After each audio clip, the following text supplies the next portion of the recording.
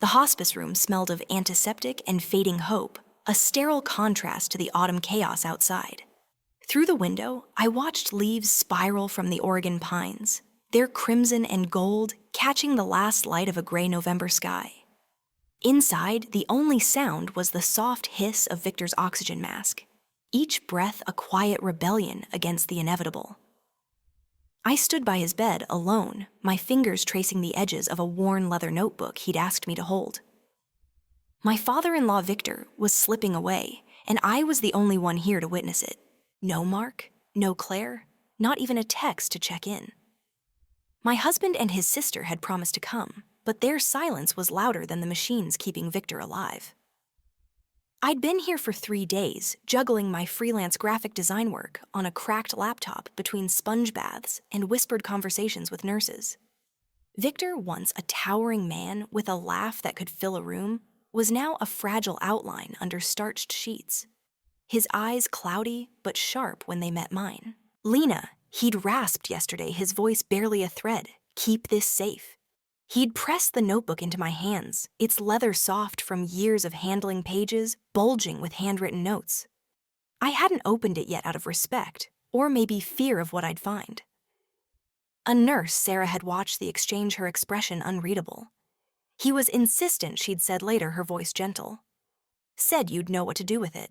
Now, as the clock ticked toward 4:17 p.m., I clutched the notebook tighter, its weight grounding me as Victor's breaths grew shallower. The hallway outside buzzed with life families visiting a child's laughter, the clink of coffee cups from the waiting room. But in here, it was just me, the machines, and a man I'd never really known, not until these final weeks. Mark always said Victor was distant, a father who prioritized his hobbies over family. Claire called him selfish, a dreamer who left them to clean up his messes. Yet here I was, the daughter-in-law they barely acknowledged holding vigil while they stayed absent. The monitor's rhythm slowed, a subtle shift that made my chest tighten.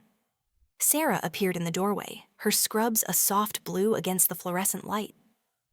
"Lena, it's close," she said, her eyes practiced but kind. I nodded, my throat too raw for words. As Victor's final breath whispered out, the machine gave a low, continuous hum, not the dramatic beep of movies, but a sound that seemed to stretch into forever. I stood frozen, one hand on his cooling fingers, the other gripping the notebook like a lifeline. Sarah stepped closer, her clipboard tucked against her chest. "He left this for you," she said, handing me a folded note from Victor's bedside table. My name was scrawled across it in his shaky script. I unfolded it with trembling fingers, the words blurring through tears. "You'll know who deserves this. Make them see." I looked at the notebook in my hands, its leather warm against my skin, and felt the weight of a promise I didn't yet understand. Victor was gone, but something told me his story, and mine was just beginning. The hospice parking lot was a sea of gray under the November drizzle cars, gleaming with rain as families bundled loved ones into back seats. Some with crutches, others with tiny knit hats for newborns. I sat in my beat-up Corolla, the leather notebook on the passenger seat, staring at my phone. No missed calls, no texts, just a notification from a client complaining about a late logo draft. Victor had died 2 hours ago, and my husband Mark hadn't even bothered to check in. Neither had his sister Claire. The silence felt like a bruise tender and spreading. I'd spent the last 3 weeks at Victor's bedside, driving the 30 miles from our cramped apartment in Salem to this small-town hospice in Silverton. I'd bathed his forehead, read him snippets from old gardening magazines, when he could still nod along, and held his hand when the pain made him wince. Mark had visited once for 20 minutes, muttering about a work deadline before kissing my cheek and bolting. Claire sent a single text. "Busy with closings, let me know if you need anything." I'd needed them to show up, to care, to share the weight of watching a man fade. Instead, I'd been alone, juggling freelance deadlines on a flickering laptop, while nurses shot me sympathetic glances. Back home, the apartment smelled of stale coffee and unwashed dishes. Mark was sprawled on the couch, scrolling through his phone, a basketball game droning in the background. "Hey, babe," he said, barely glancing up. "You grab dinner, we're out of everything." I stood in the doorway, my coat still dripping, the notebook tucked under my arm. Victor died today. I said, my voice flat, like I was reporting the weather. His thumb froze on the screen. Oh. When's? 4:17. I waited for something grief, regret, anything. Instead, he sighed, setting his phone down like it was an effort. That's rough. I mean, he wasn't exactly Dad of the Year, you know. He ran a hand through his hair, the same dark curls Victor once had. You okay? I wasn't. I wanted to scream that I'd been alone, that I'd called him 6 times in 3 days, that his father had looked for him in every shadow by the door. But my throat locked up, and all I managed was, I need to call the funeral home. The next morning, I met Sarah, the hospice nurse, to collect Victor's belongings, a worn flannel shirt, a pair of reading glasses, and a dog-eared book on native plants. She handed me a sealed envelope, my name written in Victor's shaky hand. He left this with the notebook, she said. Said it's for you, no one else. Inside was a single sheet of paper, folded neatly with an address I didn't recognize. 142 Meadow Lane, Silverton. Below it, a line that made my pulse stutter. The garden holds my truth. Protect it. I clutched the notebook tighter, its leather warm against my palms, wondering what truth Victor could mean. We'd never been close, polite small talk at Thanksgiving, a nod when I fixed his computer once. Why me? The funeral was a sparse affair, just me, a handful of Victor's old neighbors, and a pastor who mispronounced his name. Mark showed up late, Claire not at all.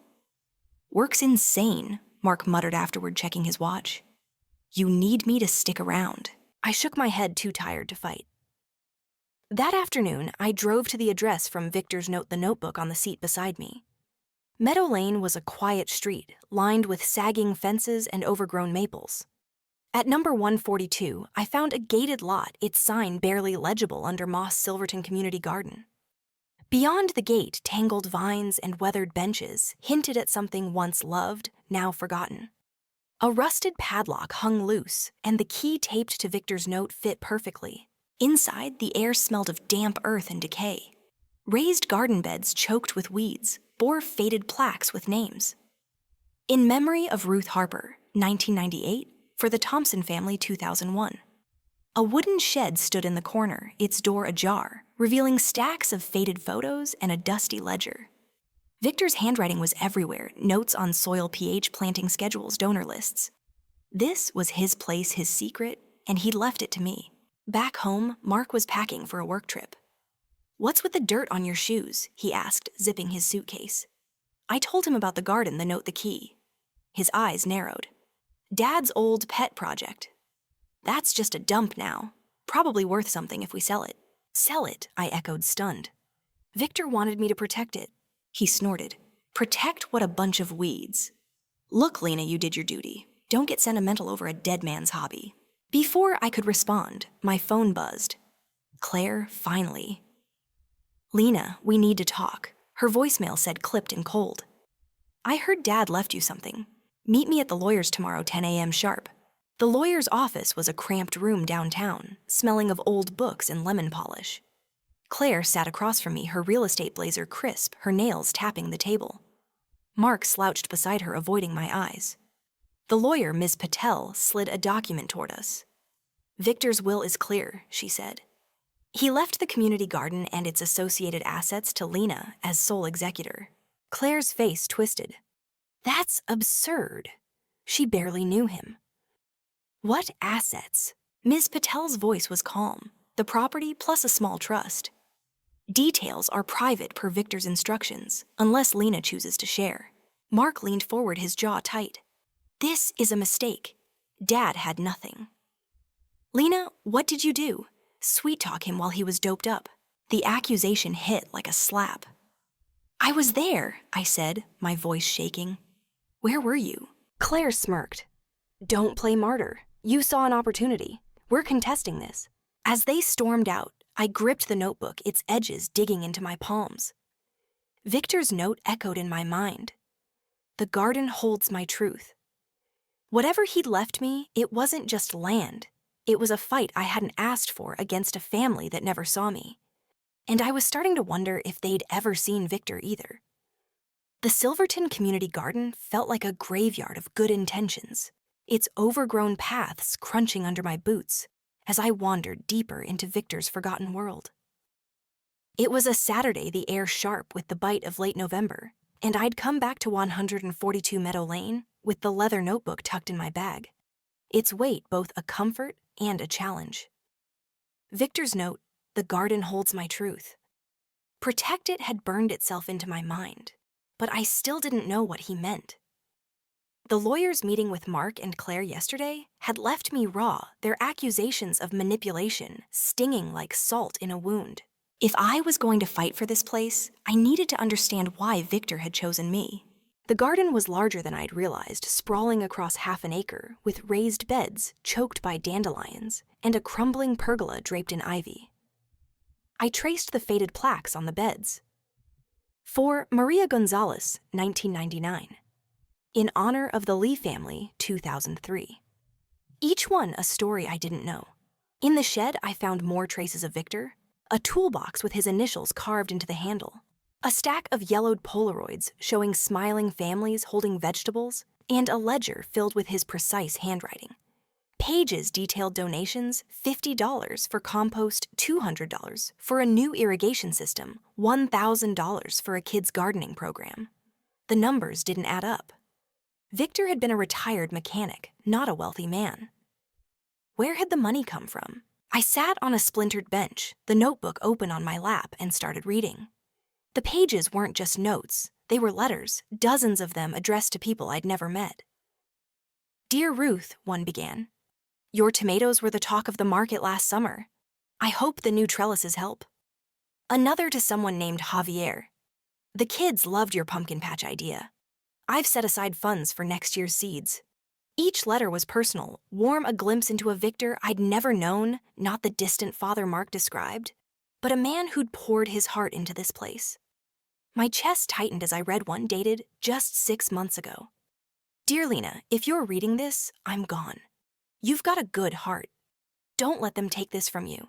I blinked back tears, flipping to the final page, expecting another letter.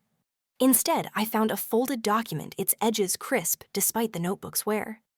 It was a legal trust notarized 3 months before Victor's death, naming me as the sole trustee of a $500,000 fund to restore the Silverton Community Garden. My breath caught. The terms were clear. I had 6 months to prove the garden's value to the community through events participation or measurable impact, or the money would default to Mark and Claire. A handwritten note was clipped to the document in Victor's shaky script. They never saw the garden's worth. Show them what it means to care. I sat there stunned, the notebook heavy in my hands. Victor hadn't been penniless as Mark and Claire believed. He'd saved, scrimped, maybe even sold things they'd never noticed to build this fund. And he'd entrusted it to me, the daughter-in-law they dismissed, not his own children. The trust was a lifeline, but also a gauntlet. 6 months to revive a neglected garden rally, a town I barely knew, and fend off Mark and Claire's greed. They'd assumed Victor had nothing to give. Now they'd fight tooth and nail to claim what they thought was theirs. I drove home in a daze, the notebook on the passenger seat, its leather catching the dashboard light. Our apartment felt smaller than ever, the air thick with the tension of Mark's absence. He was still on his work trip, though his texts were curt and infrequent. I called Ms. Patel, the lawyer, my voice unsteady as I explained the trust. Victor was meticulous, she said, her tone warm but firm. He had a financial advisor manage the fund for years, all documented. But Mark and Claire will contest it. Be prepared. Prepared. The word felt laughable. I was a graphic designer, not a community organizer. I'd moved to Salem with Mark 3 years ago, leaving my Portland friends behind, and my social circle here was a handful of coffee shop acquaintances. But Victor's letters had lit something in me, a spark of purpose I hadn't felt since I'd stopped painting back when I still dreamed of art school. I pulled out my laptop and started sketching ideas for the garden, a logo, flyers, a website. If I was going to do this, I'd need a plan. The next day, I returned to the garden with a notebook of my own sketching layouts for new beds and a community event space. An older man, maybe 70, was poking around the gate, his flannel jacket patched at the elbows. "You Victor's girl?" he asked, squinting at me. "Daughter-in-law," I said, hesitant. "Lena." He nodded, introducing himself as Javier, the same Javier from Victor's letters. Used to help Vic run this place, he said, kicking a clod of dirt. He paid for my grandson's school supplies, once didn't tell a soul. Shame what happened to it. What did happen? I asked, my curiosity piqued. Javier shrugged. Vic got sick, couldn't keep it up. His kids never cared. Town forgot about it. He paused, eyeing me. You fixing it? I'm trying, I said, the weight of the trust pressing on me. He left me something to help. Javier's eyes softened. Sounds like Vic. Always believed in the underdog. That evening, I found a voicemail from Claire, her voice sharp as broken glass. Lena, we know about the trust. You're not getting away with this.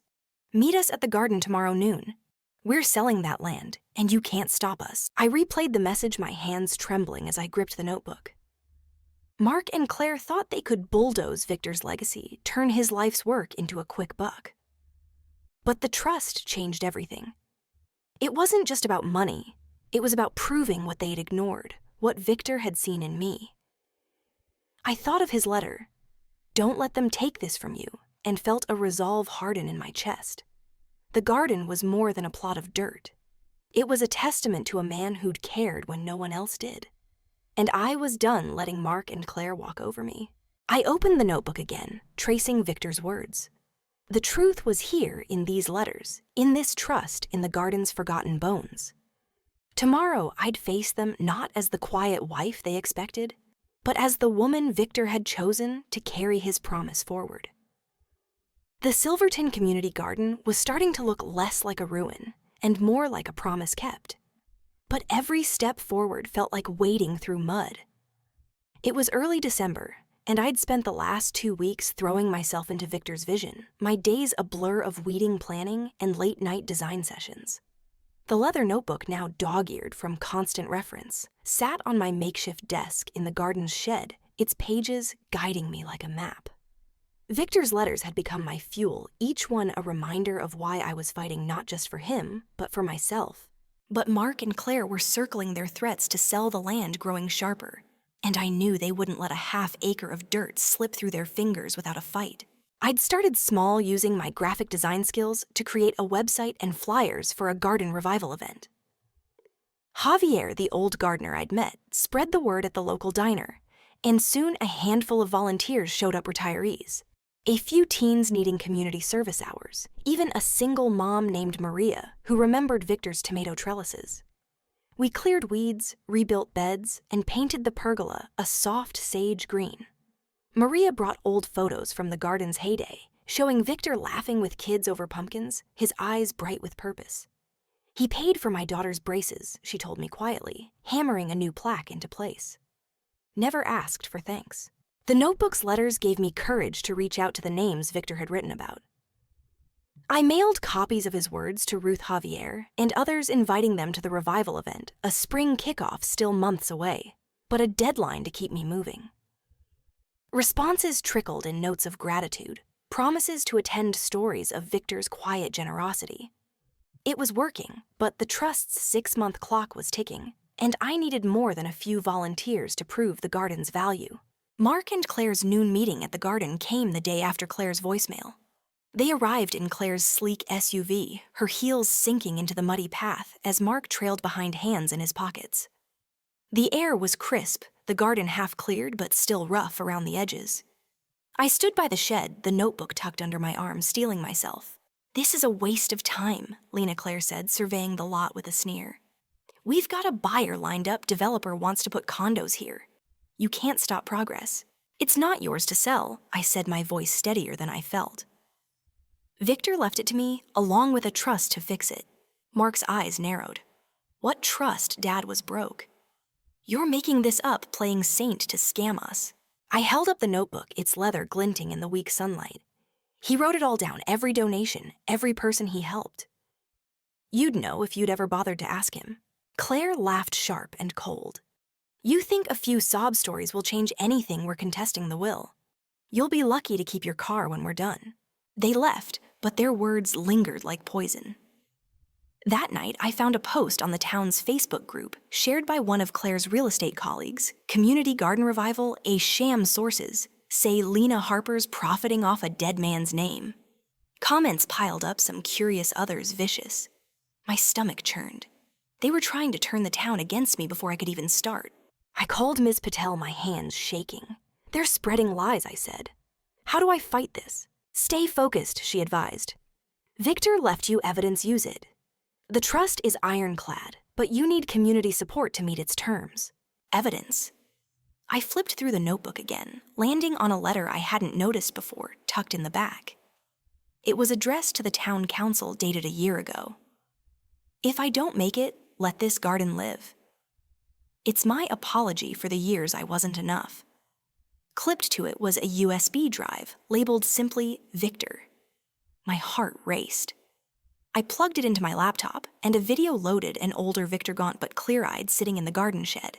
My kids think this place is nothing, he said, his voice steady. But it's everything families fed kids, learning neighbors connected. I've saved for years to bring it back. Lena, you're the only one who showed up. Don't let them erase this. He listed names, Maria, Javier, Ruth, people he'd helped, and ended with a plea. Silverton, this is your garden. Fight for it. Tears stung my eyes. This was Victor's voice, his truth preserved for a moment like this. I spent the next week editing the video, pairing it with photos from the garden's past and my designs for its future. I posted it online, tagging every name from Victor's letters, and sent it to the local paper. The response was slow at first, then explosive shares, comments, emails from strangers who'd known Victor's kindness. A retired teacher offered to lead kids' workshops. A hardware store donated lumber. The tide was turning. Claire doubled down, leaking a doctored email to the paper, claiming Victor had promised her the land. Mark started calling daily, his tone shifting from cold to syrupy. Lena, let's talk, he said one night, his voice too smooth. We can split the trust, keep it in the family. He hung up, my resolve hardening. I was done with his games. The town hall meeting, set for mid-January, was my chance to seal the trust. I arrived early, the notebook in my bag, my laptop loaded with Victor's video. The room was packed. Javier, Maria, Ruth, and dozens of others. Their faces a mix of hope and skepticism. Claire and Mark sat in the front row, Claire whispering to her lawyer Mark, avoiding my gaze. The council listened as I presented my plan, a revived garden with the free workshops, a food pantry, and summer markets. Then I played Victor's video. His voice filled the room raw and honest, and I saw jaws drop. Maria wiped her eyes. Javier nodded slowly. When it ended, the council chair, an older woman named Ellen, stood. We've heard enough, she said. This garden's worth saving. Lena, you've got our support. Claire's lawyer tried to object, citing the contested will, but Ellen cut him off. Victor's wishes are clear. The trust is Lena's to execute. The room erupted in applause, and I gripped the notebook, its leather warm against my palms, feeling Victor's presence. That night, I filed for divorce. Mark's betrayal, his lies, his absence, his greed had broken something in me. But it had also set me free. As I packed a bag to stay at a friend's place, I opened the notebook one last time, finding a final note in Victor's hand. You're stronger than you know. I smiled, tears falling. The garden would rise, and so would I. The oak tree behind Victor's grove stood sentinel under a soft April sky, its new leaves whispering in the breeze as laughter echoed from the garden below. It was opening day, and the Silverton Community Garden, now officially Victor's Grove, buzzed with life. Kids darted through freshly planted beds, their hands smudged with dirt from a seedling workshop. Maria served lemonade at a picnic table, her daughter showing off a painted birdhouse.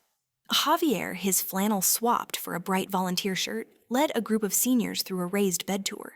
I stood by the pergola, now draped in climbing roses, and felt a peace I hadn't known in years. The past 4 months had been a whirlwind. After the town hall victory, the trust's $500,000 was released, and I poured it into the garden new soil, a greenhouse, a small pavilion for events. Ms. Patel helped me establish Victor's Grove as a nonprofit with a board that included Javier and Maria. My divorce from Mark finalized quietly. He'd moved to Portland chasing a new job, his texts dwindling to nothing. Claire, humiliated by the council's rejection, sold her condo and left town. I heard she was working retail in Eugene, but I didn't care to confirm. Victor's words from his notebook, "You're stronger than you know," had become my mantra, guiding me through the pain of letting go. The leather notebook, now a cherished artifact, sat in a glass case by the garden's entrance, open to a page where Victor had written about the community's strength. Beside it, a new journal held letters from Silverton's residents. Thank you's memories, promises to keep the garden alive. I'd added my own a note to Victor. You gave me a purpose. I hope I've made you proud. The notebook, once a heavy burden, was now a bridge between past and future, a symbol of what we'd built from his quiet defiance. As the sun dipped low, casting golden light over the oak, Ellen, the council chair, approached me. Victor would have loved this, she said, gesturing to the crowd. You've done more than save a garden, Lena. You've given us back our heart. I nodded, my throat tight. He saw something in me I didn't see myself. She smiled. That's what the best people do. Later, as volunteers packed up, I walked to the oak, its roots sprawling like an embrace. I placed a small bouquet of wildflowers at its base, daisies, like the ones Victor had written about in his letters. You were never forgotten, I whispered, my hand against the rough bark. And now neither am I. The breeze stirred, lifting petals into the air, and I felt a weight lift from my chest. I wasn't just Mark's ex-wife or Victor's daughter-in-law anymore. I was Lena, the woman who'd turned a forgotten plot of dirt into a living legacy. Victor's Grove would grow workshops, food drives, summer markets, and so would I. Somewhere, I like to think Victor was watching his laugh, echoing in the leaves, satisfied that his promise had taken root in a heart ready to bloom.